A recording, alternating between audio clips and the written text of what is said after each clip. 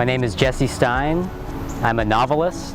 Today I'm going to share with you a short excerpt from the first chapter of my new book called Mandrake, the story of a magical swamp where it rains every day except for Thursdays, and the two children that have to travel down the river to try to save their aunt's house.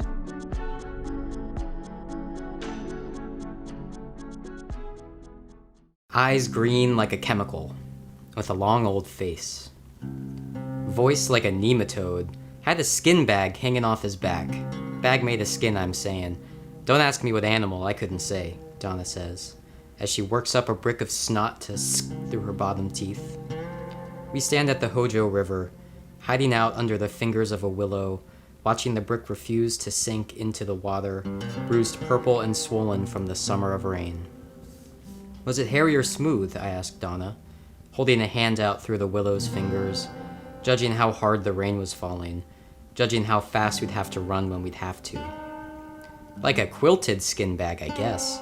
Some of both. Made me want to spit up. The brick bubbles and cuts through the current, caught hard between a half-drowned Ford Galaxy and an amphibious live oak, those trees who walk with stiff joints and aim to get lost in their wanderings. At least that's how Aunt Ginny tells it in their ghost stories, which always turn out to be true. And did you? I ask. Spit up, she says. You got some pale around your eyes, I say, taking one more bite of bologna before digging a grave and offering it to the catalpa worms. The back of my head blisters into an itch. Donna says I look like a mumbling vagabond, or a sheep allergic to shears the way my hair curls down to my shoulders. Sometimes, she says, cripe's true. You could lose a finger in that mop. I haven't cut it in a year and a month.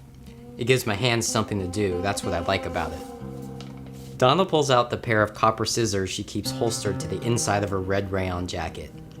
I scooch further away, fearing the day she had promised would come, when she'd hog-tie me good, slap a bowl over my head and give us matching haircuts. I flip the yellow rubberized hood over my head just in case. That isn't what she's after right now. Donna sucks her teeth and takes great care in the ritual of clipping her fingernails into the river. She has a theory about resurrection that involves deep-sea toxic waste and the way that your soul grows out of your body. Black mole hairs, fingernails, knuckle skin. She calls it life insurance. Now, I don't know the particular magic that deep-sea toxic waste carries, nor do I necessarily subscribe to her family's clear-eyed claims of magical heritage. I mean, I'm 14 years old, and it's been a year already since I stopped stirring sugar in my coffee.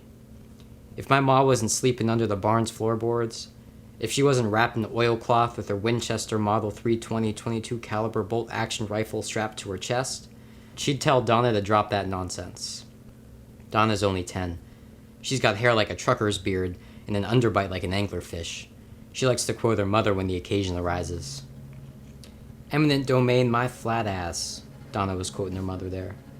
You know something true? Donna asked me. She calls her mother Aunt Ginny like everyone else.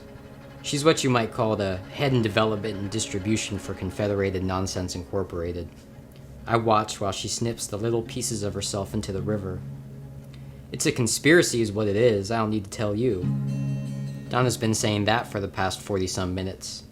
She finishes up her offering and slaps the clay mud off her knees. Nothing like what I've ever heard before, I say. But it's not surprising to tell you the truth, the way things been this summer. His teeth looked fake, Donna says, whispering, in case the live oaks were listening, which they always were. Fake like porcelain. Veneers? I ask. Fake like fake, Donna says, stopping me with a grip, bending down, dipping her hand into a puddle and letting the gravy drip through the cracks in her fingers.